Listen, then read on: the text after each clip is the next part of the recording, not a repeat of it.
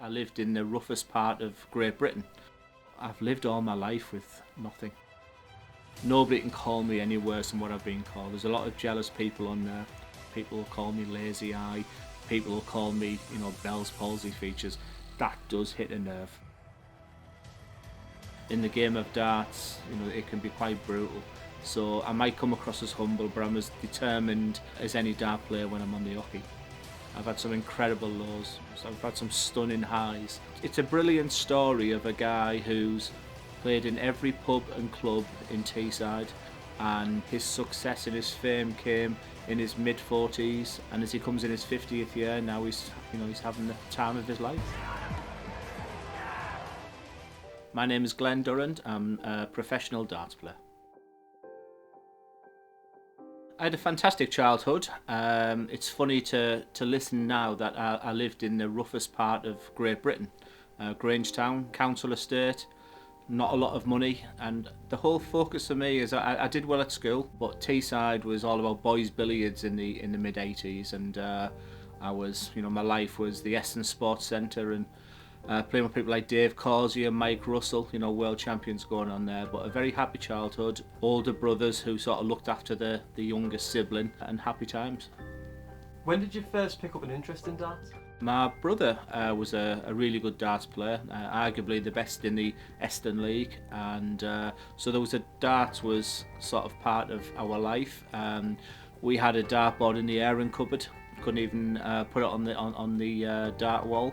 And my dad always tells a story that I missed the board, hit the water pipe, and water was coming out to me there. So I was part of the workingmen's club scene from a very, very young age, playing billiards, and it was at the Grangetown St Mary's. And they were short one night. I played a game, and the rest is history. So you started playing in 1985, I believe, Yes. But around 30 years later, it was the first time you made your World Championship debut. How difficult is it to reach the highest stage in darts? Like anything, I found nightclubs, found a girl, a house, bills.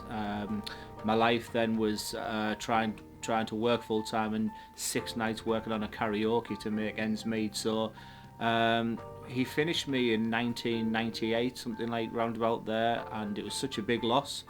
£30 a night, and you're thinking, how am I going to survive now? And I had a chance bumping into a captain of the dart, and he said, why don't you get back into the game? That was 1999. 2009 was a huge turning point for me when we created something called the Teesside ranking events. In 2012 I started travelling the world with the BDO, 2015 a world master. So it's a brilliant story of a guy who's played in every pub and club in Teesside, and his success and his fame came in his mid-40s, and as he comes in his 50th year now, he's having the time of his life. How much hard work and practice went into becoming as successful as you are now? I'm a good practicer, and I'm one of the few dart players who could practice on the right. Good self-discipline. I was highly motivated, and in the real early days I would finish work and I would be putting 5 hours a night in. So, and that took me from the sort of the Eston Middlesbrough champion up to sort of winning North East tournaments, and North East is a real hotbed of darts, and when you're winning dart competitions in the North East, you know you're a good player. Now I look at quality rather than quantity. And you had another job in the meantime. Can you tell us a little bit more about that? Yeah, it's I work for Wrecker and Cleveland Council, Coast and Country Housing, Beyond Housing, sort of changed its name a few times, and I manage the housing office in Grangetown. I think I was well respected in Grangetown because my family lived there. It got very difficult at the end because they weren't seeing me as a housing manager. So if you can imagine me knocking on your door to evict you, and people were asking for my autograph. So it was beginning to get really difficult in the end, but I had a fantastic 31, 32 years, and just the happiest of memories. You come across as a very humble guy. Is that something you strive to be? I think values and behaviours are very important to me. I'm from a very old-fashioned family where my dad was, if he raised his voice, you sort of knew about it, and I think I sort of took that mentality into work, and it's something I've sort of transferred to my daughter as well. It's it doesn't hurt to be nice, and in the game of darts, it can be quite brutal. So I might come across as humble, but I'm as determined as any dart player when I'm on the hockey.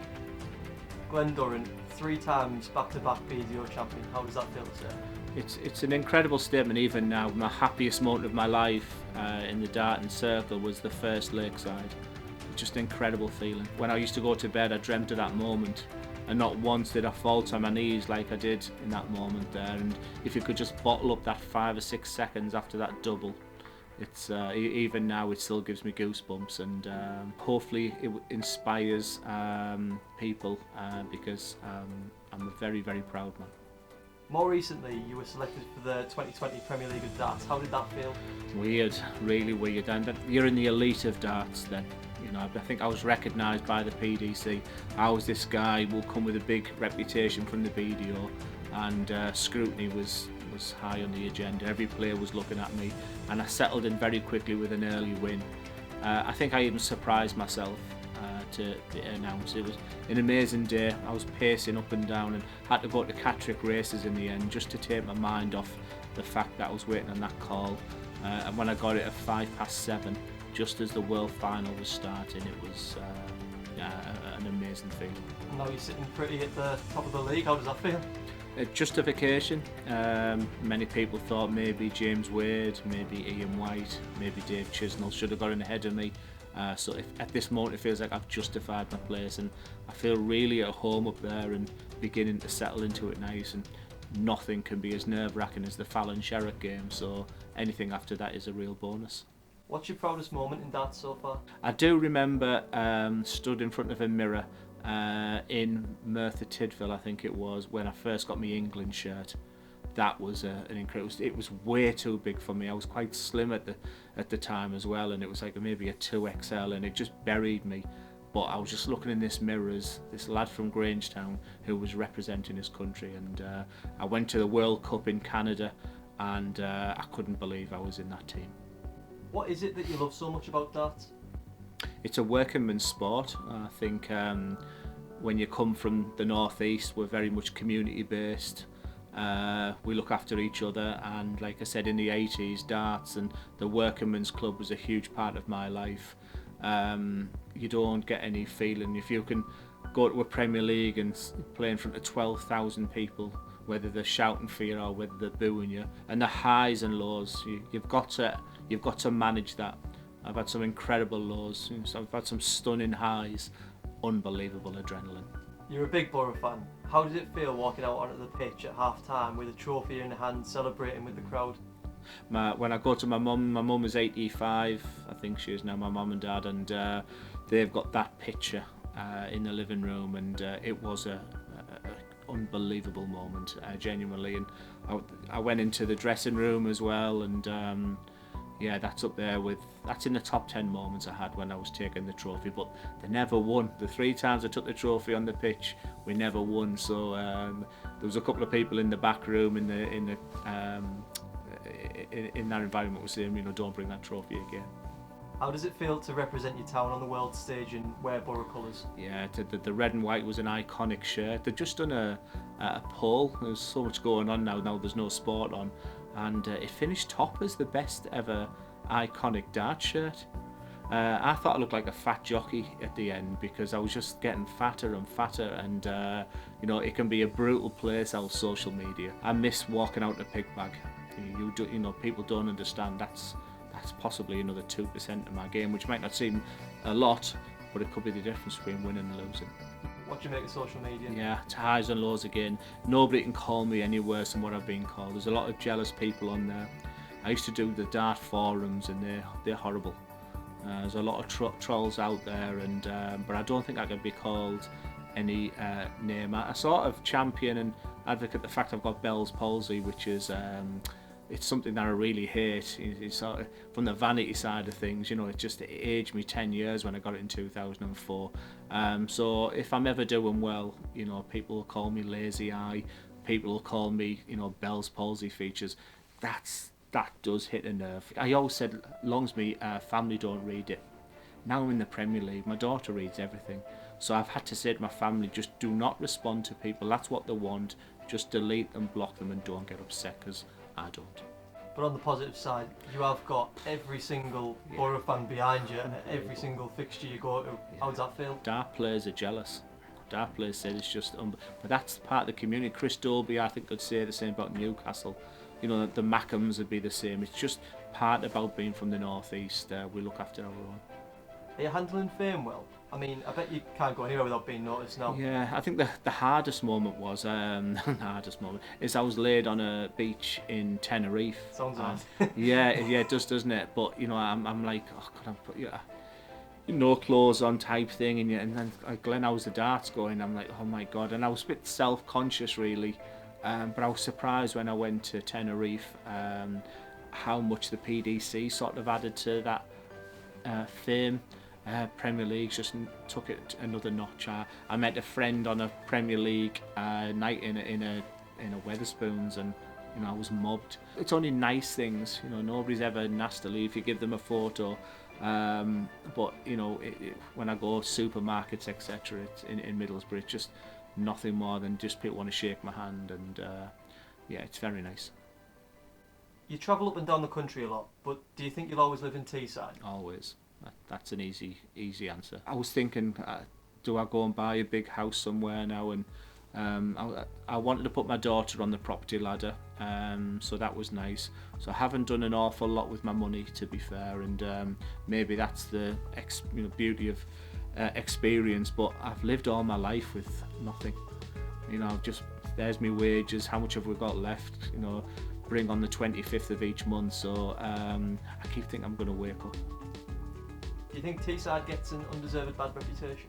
Yeah, but I try to champion it as much as possible, and I wouldn't live anywhere else. And when I fly into Teesside, it's nice. As soon as I see the bridge, and as soon as I see our town, you know, there's no place like home. So there's not a lot of money in Teesside. It's it is what it is, and but I would live nowhere else.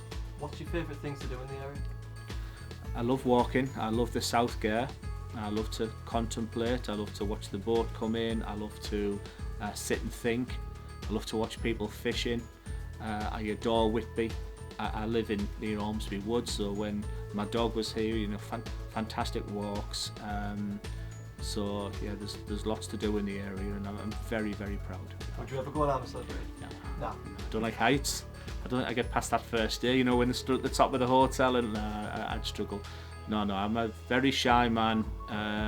Do my darts, and there's nothing like just getting home and in the comfort of my own home. I'm at my happiest. Have you got a message for maybe someone who's wanting to get into darts and perhaps doesn't have the confidence to?